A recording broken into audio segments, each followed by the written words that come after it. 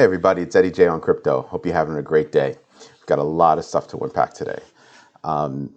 Elizabeth Warren seems to be way ahead of her skis with a new bill against cryptos.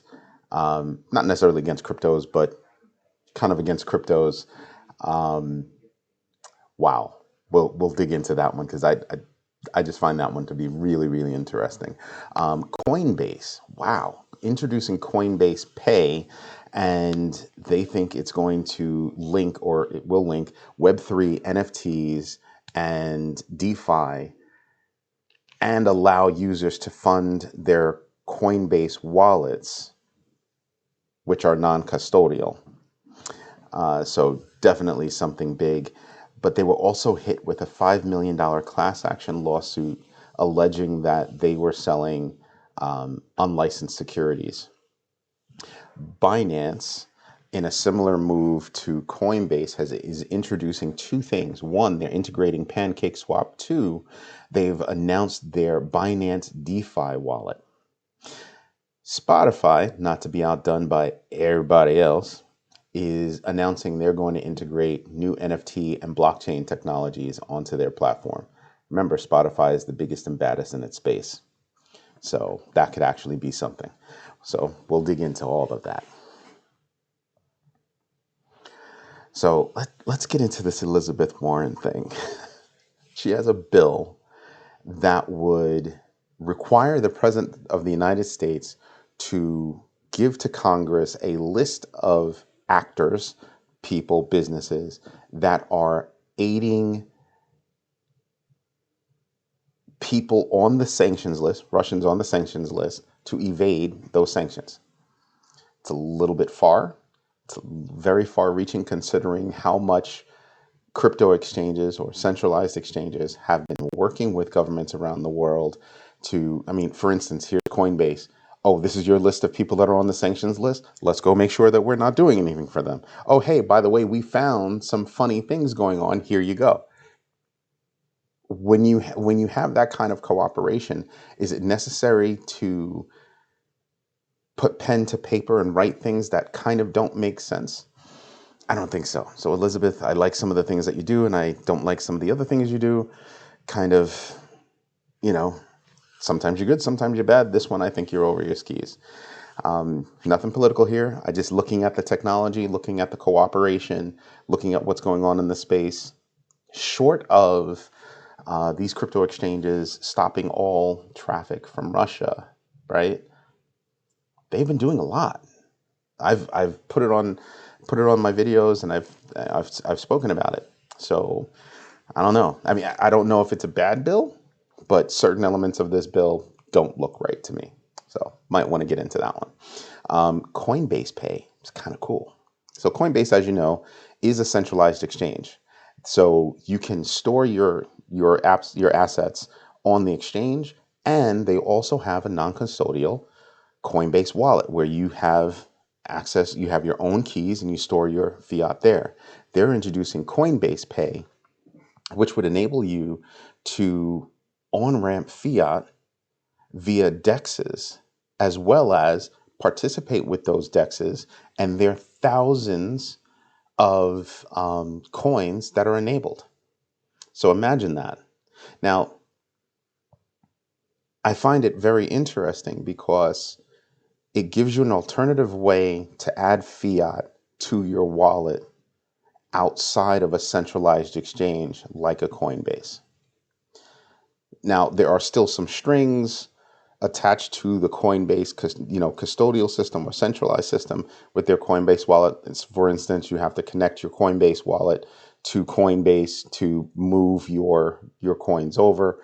I'd have to look at this Coinbase Pay to see what it is. Yes, I do have Coinbase wallet. It's one of the wallets I have, one of the many. So I will most likely check that out. But that to me is very, very interesting. Very interesting. Bad news for Coinbase is they got hit with a $5 million class action lawsuit by some users of Coinbase. What they are alleging is that Coinbase was selling unlicensed securities. Now, it might sound vaguely familiar to you because that's pretty close to what Ripple's being accused of by selling XRP, right? So very interesting. They say they brought the suit for themselves as well as others that are out there, and what they're seeking is, I guess, for Coinbase to cover all the losses for people that took losses purchasing these alleged supposed unlicensed securities. It'll be interesting to see how that one plays out. Kind of to be expected. I kind of figured somebody's going to wind up bringing a class action lawsuit. If you look at the number, $5 million, not a lot of money compared to what these companies make. Something else that I look at is the idea of, with all that money that they have, this is only $5 million. Could this just be something where people want the SEC to stop messing around and be clear on what they're doing and what they're not doing? That is a big deal, so I'm very interested in that. I just, it doesn't sound right to me, to bring that forward. But they're alleging that there are 79, unsecured, unlicensed cryptos, including Doge and the rest of them, all the rest of the altcoins that they deal with. So that's going to be very interesting. In a major move, Binance has announced that they are integrating PancakeSwap, and they've announced their Binance DeFi Wallet. Those are two huge announcements. Huge. By integrating PancakeSwap is a decentralized exchange.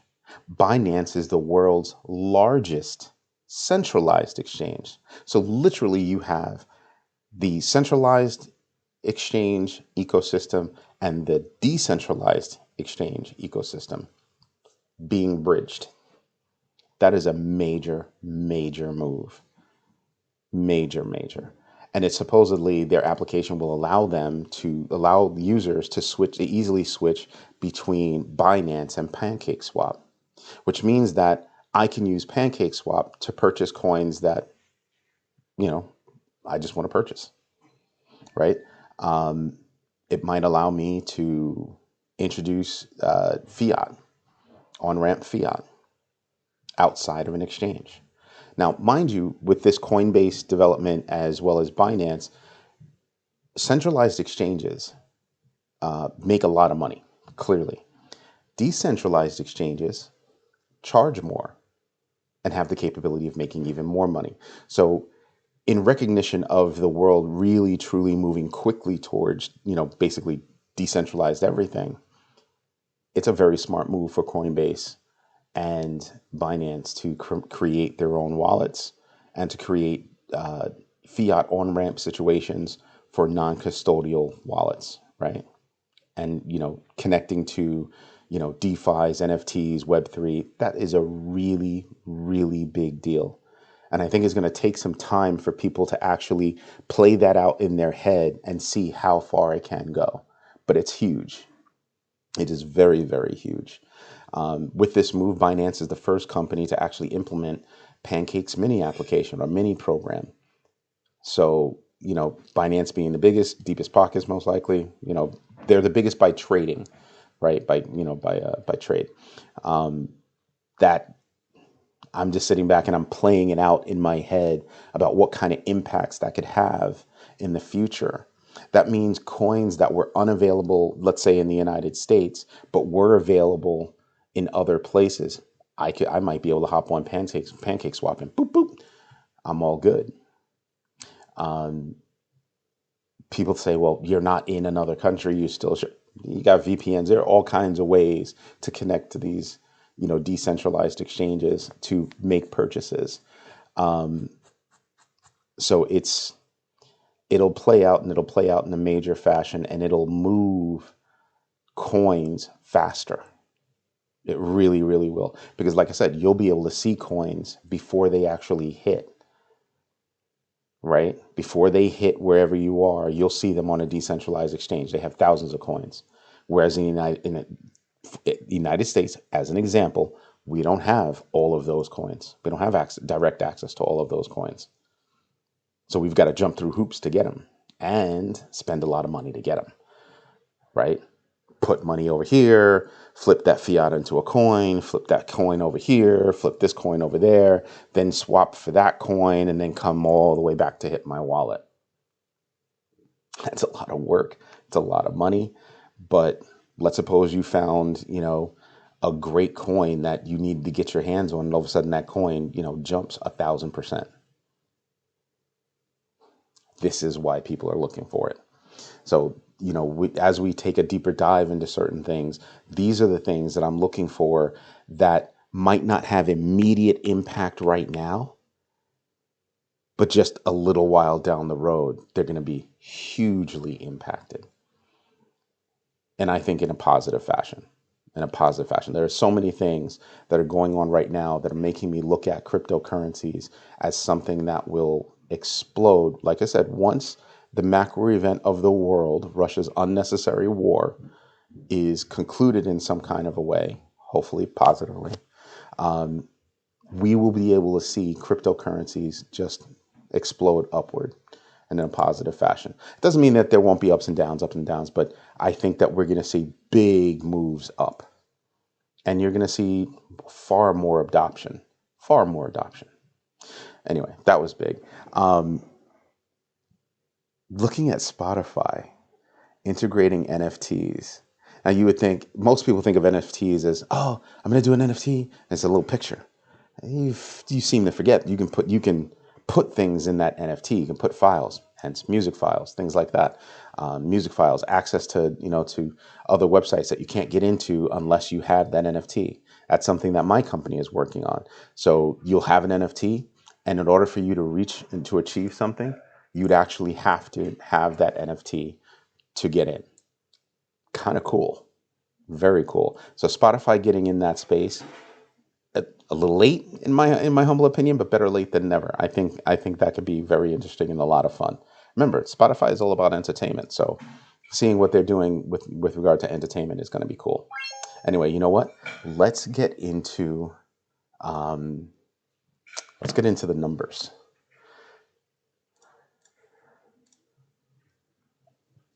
So things moved up a little bit. They kind of edged up a little bit, bouncing around in that area again.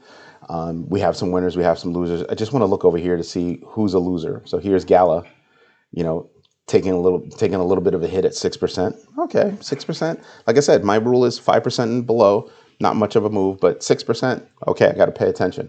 But to me, 6% loss, I'm gonna go get some. That's what I look for when I'm looking at this. Phantom, I'm not really buying Phantom until I see some dust settle with all of their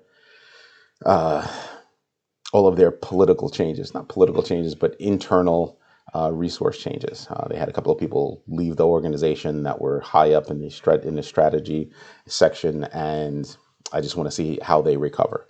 But let's suppose they were going to recover well at $1.19. That would be a good price to get in. I just don't know if they're going to fall more. You know what I mean? Like they've got to do something to demonstrate to people that, hey, we're not affected by those departures. So I'm looking for that. There's nobody else on this list that's really moving me right now besides those two. I will point out that ApeCoin dropped today, right? I stated that yesterday that it was going to happen, and they've been dropping. They've been dropping hard. So at $9.31, that's a big drop. But I think ApeCoin is going to wind up doing something. I think with the backing that they have, the players that are involved, I think ApeCoin is going to wind up doing something. Let's take a look over here. Let's just see who's on the good side. Aave on the move at 9.22%. That's pretty cool. Avalanche on the move at 7.79%. You know how I feel about Avalanche. I think Avalanche is really good. I think Avalanche by the end of the year is definitely going to hit 100. That's me. That's what I'm looking at. But I also put Avalanche in that bucket where it's great to get that percentage gain, right? If they move to 100 right now, it's 25% gain, right? It's great to get that 25%, but I'm looking at other things that would give me a bigger gain, more in the realm of multiples, not just percentages. Doesn't mean I don't buy percentage gain opportunities. Just means before I make that purchase, I'm looking for other purchases first. Then I weigh the projects, and then I choose which one I'm going to go. But a little bit extra weight is going to go toward the one that has the multiple potential. Let's take a look at the fear and greed index, which is at 25. Yesterday we were at 24, so we're getting a little bit better, but we're still in extreme fear. Of course we are. We live in a world right now where the world is against Russia because of their unnecessary war. But I still say we've got a big clump over here where you've got to, I think this tells me that there's a lot of pent up energy. And I think eventually that energy is going to explode and things are going to go upward. That's my humble opinion.